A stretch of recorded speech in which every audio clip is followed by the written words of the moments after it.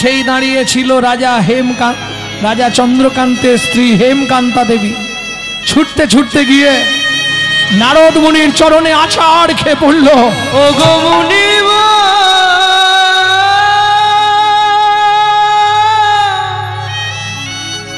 কি অভিশাপ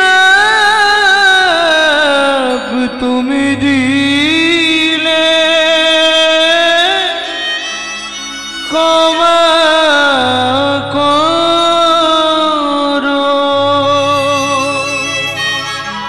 না জেনে না বুঝে আমার স্বামী তোমার চরণে কঠিন অপরাধ করেছে। তুমি তো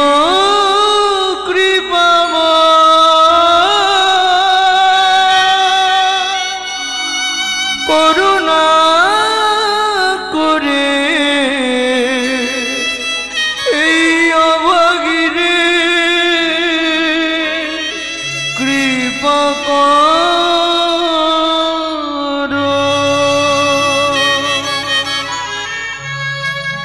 ওঠো মা, ওঠো, আমার চরণটা ছেড়ে ওঠো মা। বেশ, কি ইচ্ছা তোমার বলো। মুনিবর, নিষাদ কুলে চণ্ডালের ঘরে জন্ম নেব তাতে কোনো কষ্ট নেই মুনিবর, কিন্তু এ জন্মে মুখ দেখাতে পারিনি কারো কাছে।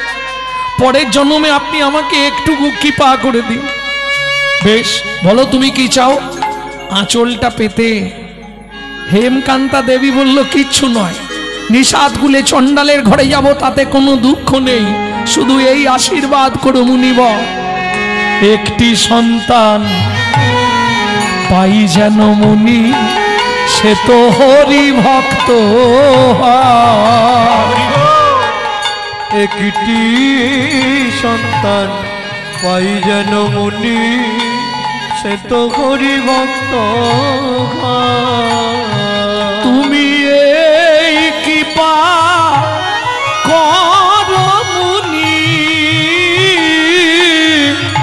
তুমি এই কৃপা করো মুনি,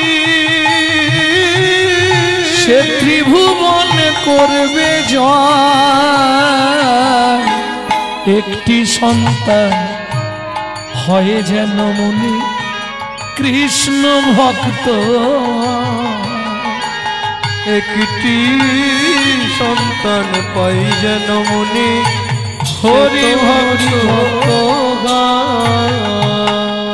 তথাস্তু মা।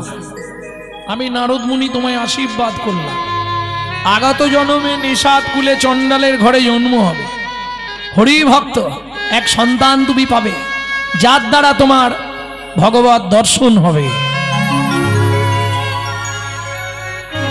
এত বলি নারদ মুনি করিল গমন, করিল গমন, রাজা রানী হইল দোহার, একতে মরণ।